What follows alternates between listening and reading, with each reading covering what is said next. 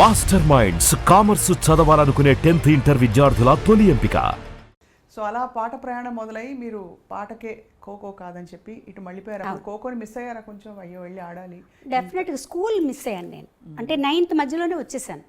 వచ్చేసిన తర్వాత ఇంకా ఒక తమిళ్లోకి వచ్చేసిన తర్వాత కొంచెం తమిళ్లో ఎక్కువ బిజీ అయిపోయాను నేను. సో అప్పుడు 9th మధ్యలో ఆపేసి రావాల్సి వచ్చిందనమాట. తర్వాత 10th ప్రైవేట్గా రాసి చదివాను. బట్ ఆ స్కూల్ అట్మాస్ఫియర్, కాలేజ్ అట్మాస్ఫియర్ ఇవేవి తెలియవు నాకు. బట్ ఎలా అయినా డిగ్రీ చేయాలని ఒక ఆశ. అవును. తర్వాత మళ్ళీ ఒక 5 years తర్వాత డిగ్రీ ఫినిష్ చేశాను. శైలజ గారు, మిమ్మల్ని ఎప్పుడు చూసినా అప్పటి నుంచి ఇప్పటిదాకా మీరు పాటలు పాడిన తీరు, ఇప్పుడు లాస్ట్ ఇంటర్వ్యూ మనం చేసినప్పుడు చాలా పద్ధతైన పెంపకం కొట్టొచ్చినట్టు కనిపిస్తుంది. ఎవరి ప్రభావం? అన్నయ్య ప్రభావం లేకపోతే నాన్నగారు అమ్మగారు అలా చెప్పించి? ఎక్కువ చెప్పాలంటే అమ్మగారు, ముగ్గురిది ప్రభావం ఉందండి. ముందు అమ్మగారు ఎంత మనకి స్వాతంత్రం ఇస్తారో అంత స్ట్రిక్ట్గా ఉండేవారు. దాన్ని మీరు ఉపయోగించుకోండి తప్పించి దాన్ని నిరుపయోగం చేసుకోకూడదు. నేను ఇచ్చే స్వాతంత్రాన్ని దాన్ని చక్కగా ఉపయోగించుకోండి, అంతేగాని ఓవర్గా ఇవన్నీ ఉండకూడదు. పద్ధతిగా అలా ఉండాలి. ఉదాహరణకి అంటే కట్టుబొట్టు అలాగా? కట్టుబొట్టు అలాగే. అంటే ఎంత అమ్మ అంటే మేము స్కూల్కి వచ్చాక 2 జడలు వేసుకోవడం, స్కూల్లో తప్పనిసరి కాబట్టి వేసుకునేవాళ్ళం. మా అక్కయ్యలు 2 జడలు కూడా వేసుకోకూడదు, 1 జడ వేసుకోవాలి. ఓహో, 2 జడలు కంటే 1 జడ ఇంకా పద్ధతి అలా ఉండేవాళ్ళమాట. మా దగ్గరకు వచ్చినప్పుడు స్కూల్కి కంపల్సరీగా ఇలా కట్టుకొని వెళ్ళాలి, 2 జడలు కట్టుకుని వెళ్ళాలి. సో అది అలవాటు అయిపోయింది, అలా ఉండేది. తర్వాత సినిమాలు కూడా మా అమ్మగారు, నాన్నగారు, మా నాన్నగారు అస్సలు సినిమాలు చూడరు. మా అమ్మగారు బయటికి రారు. ఎప్పుడన్నా ఏదన్నా సినిమా బాగుంది అంటే చూసి ఎవరైనా వచ్చి చెప్తే ఈ సినిమా చూడొచ్చు అంటే మమ్మల్ని పంపించేవాళ్ళు. ఓహో, సినిమాలు చూడడం కూడా. తర్వాత కొంచెం మా జనరేషన్ వచ్చేటప్పటికి మేము కొంచెం స్వాతంత్రం వచ్చిందనమాట. మా అక్కయ్య వాళ్ళనైతే అసలు కొన్ని సినిమాలకి వెళ్ళకూడదు, ఏంటంటే అందులో వర్షంలో తడుస్తారట హీరో హీరోయిన్. సో అలా ఉండేది. బట్ చదువులో కానీ, ఆటల్లో కానీ, కాంపిటీషన్స్, పాటల్లో కానీ వీటన్నిట్లో ఎంకరేజ్ చేసేవారు. అన్ని కాంపిటీషన్స్కి పంపించేవారు. డ్రాయింగ్ కాంపిటీషన్ దగ్గర నుంచి తర్వాత జనరల్ నాలెడ్జ్ అన్నిటికీ పంపించేవారు అనమాట అమ్మ. ఆ విషయంలో మటుకు ఇది. తర్వాత ఏదైనా స్టేజ్ మీద నేను పాడుతాను అంటే మటుకు వద్దనేవారు కాదు. వెళ్ళు పాడు, ఆ స్టేజ్ ఫియర్ పోతుంది నీకు, ఎవరో ఒకరిని తోడిచ్చి పంపించి నాతో పాడించేవారు అనమాట. అది కూడా నాన్నగారికి అంత ఇష్టం ఉండేది కాదు. మరి ఎలా మేనేజ్ చేసి? అమ్మ మేనేజ్ చేసి తెలియకుండా పంపించేశారు. స్కూల్కి వెళ్ళిందనో ఎక్కడికో వెళ్ళిందనో అని చెప్పి పంపించేసేవారు అనమాట.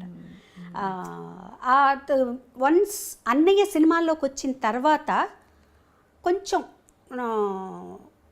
బాలు సినిమాలో పాడుతున్నారు, వాళ్ళ కుటుంబం ఇట్లా అయిన తర్వాత అప్పుడు నాన్నగారు కూడా కొంచెం పర్వాలేదు, అబ్బాయి అక్కడ ఉన్నాడు కాబట్టి అన్నయ్యతోటే కచేరీలకు వెళ్ళేదాన్ని, 1-2 కచేరీలకు హాలిడేస్లో.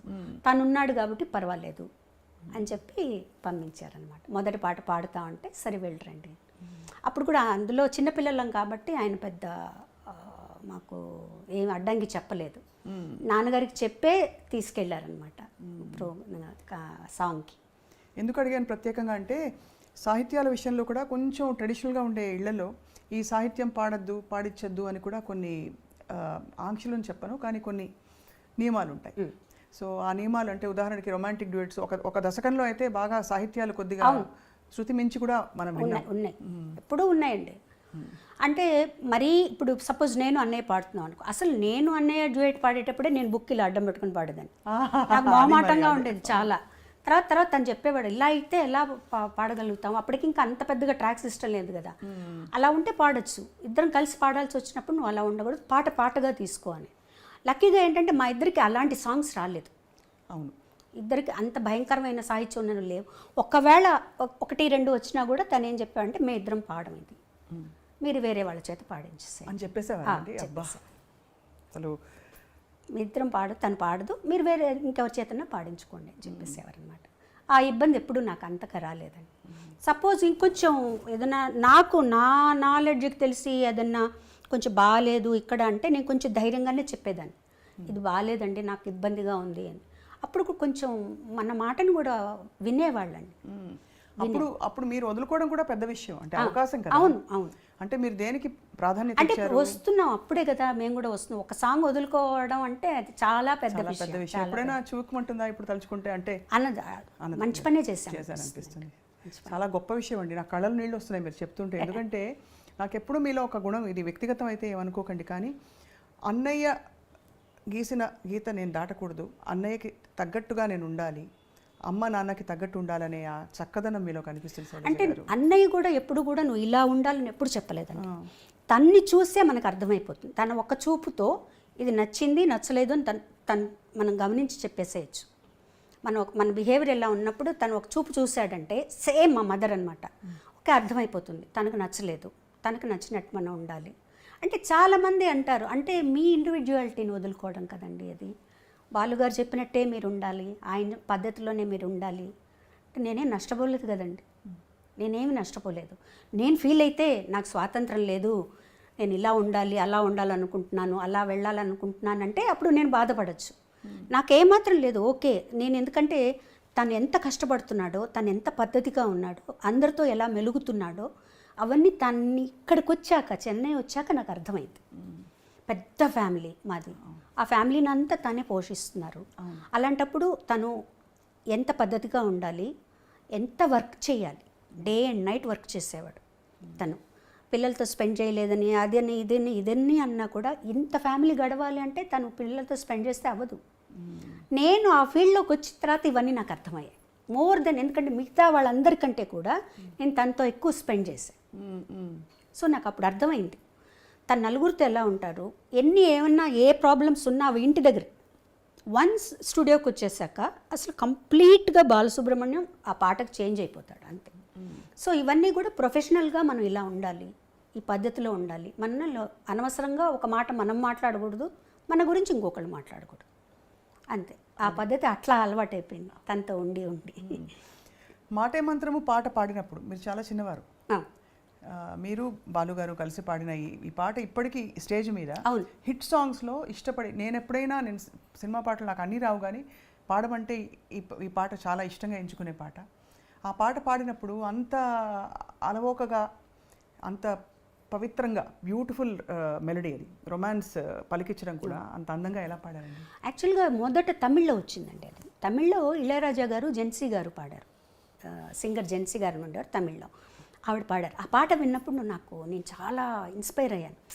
ఎంత బాగుంది ఈ సాంగ్, అసలు బ్యాక్గ్రౌండ్స్ కానీ సాంగ్ కానీ, ఇట్లాంటి పాటలు పాడే అదృష్టం దొరుకుతుంది అన్నప్పుడు సీతాకోకచిలకలో ఇవాళ రికార్డింగ్ ఉందని వెళ్ళిన తర్వాత ఆ ట్యూన్ వినిపించగానే నాకు అసలు చాలా ఆనందం వేసేసింది అనమాట. ఈ పాట మనం పాడాలనుకున్నాం, మనకు వచ్చింది ఈ పాట అని.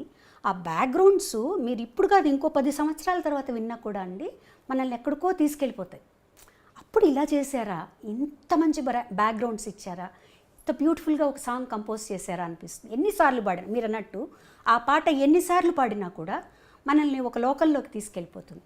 కానీ నేను అన్నయ్య కూడా ఇద్దరం చాలా ఎంజాయ్ చేస్తూ ఆ పాటని, చాలా అందంగా రావాలి ఈ పాట అని ఒక తపంతో పాడా. నిజంగా ఆ పైకి వెళ్ళిన ఆ 2 లైన్లు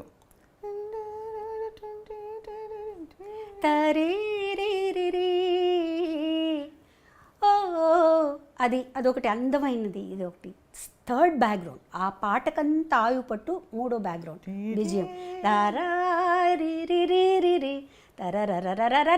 అది చాలా అద్భుతంగా ఉంటుందండి. అసలు అది బాగుంటుంది. దాని తర్వాత వచ్చే వైలిన్ బిట్టు, అది కూడా అద్భుతంగా ఉంటుంది, చాలా బాగుంటుంది. నిజంగా ఎంజాయ్ చేస్తూ పాడాం. అది పెద్ద పీస్ ఆర్కెస్ట్రా,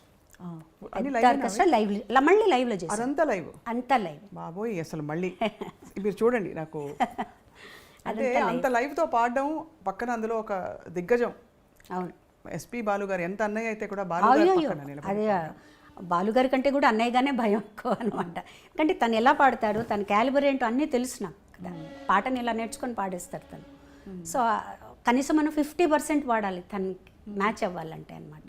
సో ఆ పాట తనతో పాడడం అనేది చాలా చాలా చాలా అదృష్టం అని చెప్పాలండి నిజంగా. సో తర్వాత మీరు కూచిపూడి ఆర్ట్స్ అకాడమీలో వసంత గారు మాత్రమే నేర్చుకున్నారా, మీరు డాన్స్? వసంత గారు మట్టుగా నేర్చుకున్నారండి. నేను భరతనాట్యం నేర్చుకున్నాను. మీరు భరతనాట్యం నేర్చుకున్నారు? అది కూడా ఎలా అయిందంటే, నేను భరతనాట్యం నేర్చుకోలేదు. పాప పల్లవి నేర్చుకునేది భరతనాట్యం ఇంట్లో. మాస్టర్ ఇంటికి వచ్చేవారు. నేను మధ్యాహ్నం రికార్డింగ్ బ్రేక్ అయ్యి భోజనానికి వచ్చినప్పుడు ఆయన కూర్చొని ఉండేవారు. ఆ పాప ఒకరోజు తలనొప్పని, ఒకరోజు కాలు నొప్పని ఏదో ఒకటి చెప్పేది. వాళ్ళ స్కూల్లో టైర్డ్గా ఉందనో, ఆదివారం ఇవన్నో. అప్పుడు పాప ఆయన చూస్తే జాలేసి నాకు ఊరికే చెప్పండి సార్, మీరు ఊరికే కూర్చోన్నారు కదా, నాకు చెప్పండి అని. అలా అలా అలా నేను నేర్చేసుకున్నా. నేర్చుకుని ఆయన అనేత చెప్పారు, ఆవిడ నా చేత అరంగేట్రం అంతవరకు వస్తుందని కూడా నాకు తెలియదు అసలు. తర్వాత ఎవరు ఇంట్లోకి ఎవరు ఎక్స్పెక్ట్ చేయాలి అరంగేట్రం చేసే లెవెల్కి డాన్స్ చేస్తామని. తర్వాత అరంగేట్రం చేయిద్దామండి అన్నారు. అంటే అన్నయ్య అన్నారు, నాకు తెలిసి తను ఎలా చేస్తుందో నాకు తెలియదండి, అంటే ముందు గజ్జ పూజ చేస్తారు కదా, అది చేద్దాము అని చిదంబరంలో టెంపుల్లో చేసాం గజ్జ పూజ. అప్పుడు అన్నయ్యకి కాన్ఫిడెన్స్ వచ్చింది. ఆ తర్వాత అరంగేట్రం ఏమన్నారు అప్పుడు చూసి మీ డాన్స్? చాలా నేను ఎక్స్పెక్ట్ చేయలేదు అసలు నువ్వు డాన్స్ చేస్తావని. ఇలా ఎవరికీ తెలియదు ఇంట్లో, ఊరికే ఆయన చెప్పేవి నేర్చుకునేవాళ్ళు, నా పాడికి నేను చేసుకుంటూ ఉండేదాన్ని. అది అయిన తర్వాత నేను 2-3 ప్రోగ్రామ్స్ కూడా చేశాను. ICF ఇంటర్గల్ కోచ్ ఫ్యాక్టరీ వాళ్ళకి, తర్వాత కళాసాగర్ వాళ్ళకి చేశాను. కాకపోతే ఏంటంటే డాన్సు, పాట డాన్స్ 2 ఎంచుకోవాలంటే ఒకటే ఎంచుకోవాలంటే బాగా స్టామినా కావాలి డాన్స్కి. తర్వాత స్వెట్ విపరీతంగా పోతుంది మీకు. అవును, గొంతు బాగా కొంచెం దెబ్బతింటుందని నేను చెప్పను, మనకు సహకరించదు. అది బాలమురళి గారు, చిట్టుబాబు గారు ఇద్దరు చెప్పారు నాకు. అంటే పాట వదులుకుని డాన్స్ చేయొద్దు అలా చెప్పారా డైరెక్ట్? అంటే నువ్వు ఆలోచించుకో, నువ్వు డాన్స్ చేస్తూ ఉన్నావంటే పాడలేవు అంటే నేను అనుకున్నాను అనమాట. నాకు పాట మించి వేరే ఏమీ లేదు కదా. కానీ నేను అది ఆ పాపం మా మాస్టర్ గారు అయితే ఇంత నేర్చుకొని 2 ప్రోగ్రాంలు చేసి వదిలిపెట్టకమ్మా అని కూడా అన్నారు. లేదు సార్, నాకు పాటే ముఖ్యం, నేను పాట మీద ఉంటాను. లైక్ అంటే ప్రతిదానికి ఒక కారణం ఉంటుందండి, కారణం లేకుండా ఏది ఉండదు. ఆ నేర్చుకోవడం అనేది నాకు సాగర సంగమానికి ఉపయోగపడింది. ఆ డాన్స్ అరంగేట్రం చూసే విశ్వనాథ్ గారు అది మరొక అంటే మలుపు అని చెప్పొచ్చు. బికాజ్ చాలా చాలా పెద్ద మలుపు. మీరు నటనలోకి రావడం, అఫ్కోర్స్ ఒకే సినిమాలో వేశారు కానీ గుర్తుండిపోయే పాత్ర. అప్పుడు విశ్వనాథ్ గారు చూసి అడిగినప్పుడు మళ్ళీ ఆలోచించారా, ఇది మళ్ళీ నేను యాక్టింగ్ ఫీల్డ్? ఆలోచించడం క్వశ్చనే లేదండి, నేను చెయ్యను అని చెప్పేసాను. ఓకే. ముందు విశ్వనాథ్ గారు అడిగారు, ఏడుది నాగేశ్వరరావు గారు ఆయన అడిగారు, అందరూ అడిగారు. అన్నయ్య చేతి చెప్పించారు, మా వదిన గారి చేతి చెప్పించారు, విశ్వనాథ్ గారు మిస్సెస్ చేతి చెప్పించారు. నేను చెయ్యను అని చెప్పాను. ఎంత స్పష్టత అలా ఎలా వచ్చేసింది? అన్నయ్య కూడా వద్దని అనలేదు కదా? ఎవరు వద్దలేదు. అన్నయ్య కూడా నువ్వు చేస్తే బాగుంటుందని చెప్పారు, అందరూ చెప్పారు. అందులో విశ్వనాథ్ గారి సినిమా తన దగ్గరుండి చూసుకుంటారు, నీకు భయం లేదని. నాకు వద్దు, నేను కంఫర్టబుల్ కాదు, నాకు వద్దు, నేను చేయను అని చెప్పేసాను. నేను పాటలే పాడుకుంటాను. విశ్వనాథ్ గారు తెలివిగా ఏం చేశారంటే మా నాన్నగారి దగ్గరికి వెళ్ళి మా నాన్నగారి దగ్గర ఒప్పించారు. బాబాయ్ నేను మంచి క్యారెక్టర్, దాని చేత చేయిస్తాను, ఎటువంటి చెడ్డ పేరు రాదు అవన్నీ చెప్తే ఇంకా నాన్నగారు నన్ను పిలిచి అన్నయ్య అంతలా ఆడుతున్నారమ్మా నువ్వు చేయొచ్చు కానీ రిలక్టెంట్గానే ఒప్పుకున్నానండి ఆ క్యారెక్టర్ని. అంటే సరిపోయింది, నేను ఇష్టం లేకుండా చేయబట్టి ఆ క్యారెక్టర్ కరెక్ట్గా సరిపోయినట్టే అనిపిస్తుంది నాకు. నాకు యాక్టింగు అంత కష్టం అనిపించలేదు, ఎందుకంటే ప్రతిదీ విశ్వనాథ్ గారు కరెక్ట్గా యాక్ట్ చేసి ఇలా చెయ్యాలి, చిన్న చిన్న మూమెంట్స్, జుట్టు ఇలా వెనక్కి వేసుకోవడం దగ్గర నుంచి ఆయన చేసి చూపించేవారు. మా నాన్నగారి మీద నాకెంతో గౌరవం ఉంది, భక్తి ఉంది. ఇప్పుడు తప్పులు తెలుసుకుని నేను ఆయన మర్చిపోలేను.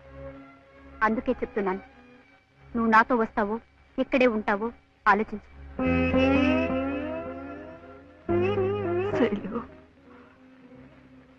నువ్వు ఇంకా చిన్న పిల్లవే అనుకున్నాను, చాలా ఎదిగిపోయావమ్మా.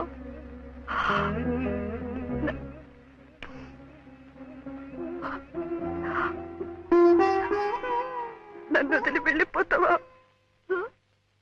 మన ఇంటి గౌరవం మనల్ని వదిలి వెళ్ళిపోయే ముందు నేనే నా జాగ్రత్త పడ్డం మంచిది. అందుకే ఇప్పటికీ మించిపోయింది లేదు. ఎవరిని కావాలనుకుంటున్నావో ఆలోచించుకో. కానీ అయినా మీరు అలా పట్టేసి, ఎందుకంటే ఆ పాత్రలో మీరే మీకోసమే ఆ పాత్ర అల్లినట్టు అనిపిస్తుంది. అది మనకి విశ్వనాథ్ గారిలో ఉందండి. అది అదే నేను చేసిన ఒక్క సినిమా కాబట్టి నాకు అనిపిస్తుంది, ఆయనలో ఉంది అది. అంటే అఫ్కోర్స్ మనలో కూడా ఆ జీల్ రావాలి, చెయ్యాలి అని. ఆయన చేస్తుంటే మనకు ఆటోమేటిక్గా వచ్చేస్తుంది. తర్వాత ఫస్ట్ నేను భయపడింది ఏంటంటే కమల్ హాసన్ గారు ముందర చేయాలి. ఇది శాస్త్రీయ నృత్యమా కాదా? ఏ సాంప్రదాయం? ఎన్ని సాంప్రదాయాలు ఉన్నాయో కూడా తెలుసా నీకు? దీన్ని భరతనాట్యం అంటారు.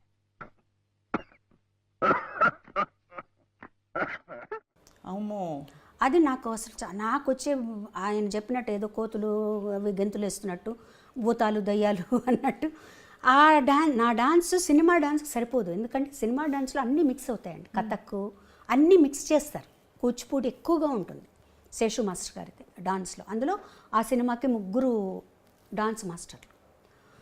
సో ఇలా అందులో ఒక పాటకి శేషు మాస్టర్ గారు, ఒక పాటకి రఘురామ్ మాస్టర్ గారు. నాకు వేదానికి రఘురామ్ మాస్టర్ గారు, ఓం నమ శివాయకి శేషు మాస్టర్ గారు. శేషు మాస్టర్ గారు అయితే 1 వీక్ నాకు రిహార్సల్స్ ఇప్పించారు. అంటే పాట పెట్టి రిహార్సల్స్ ప్రాపర్గా ఫుల్గా అంత రిహార్సల్ చేసి అంతా ఓకే చేసుకున్న తర్వాత సెట్కి వెళ్ళిపోయిన తర్వాత విశ్వనాథ్ గారు ఈ మూమెంట్ మార్చేద్దాం, ఆ మూమెంట్ ఇలా మార్చేద్దాం, నాకు భయం వచ్చేసేది, బాబోయ్ నేను చేయలేనేమో అని. కానీ చేయించారు, బాగా చేయించారు. నీకేం భయం లేదు, నువ్వు టైం తీసుకో అని. బట్ డాన్స్ కొంచెం కష్టపడ్డాను, కానీ నటన మటుకు విశ్వనాథ్ గారు చెప్పినట్టే చేశాను. ఆయన ఎలా చెప్తే అలా చేశాను. ఏమిటి మమ్మీ ఉన్నట్టుండి ఎక్కడికి ప్రయాణం? డాక్టర్ తాతగారింటికి. అక్కడే కొన్నాళ్ళ పాటు ఉండి నువ్వు డాన్స్ నేర్చుకోవాలి. ఇంకా కొత్తగా నేర్చుకునేదే ఉంది, ఎన్నో ప్రోగ్రామ్స్ సన్మానాలు అయ్యాక. అదేనే నేను చేసిన పొరపాటు. పాకడం కూడా సరిగ్గా రాని పాప పరిగెత్తుతానంటే సరే అన్నాను. ఓహో, అయితే కొత్తగా నడకలు నేర్పే గురువు గారు అక్కడే ఆ ఊళ్ళోనే ఉన్నారన్నమాట. అవును. ఎవరు? బాలకృష్ణ గారు. వాట్?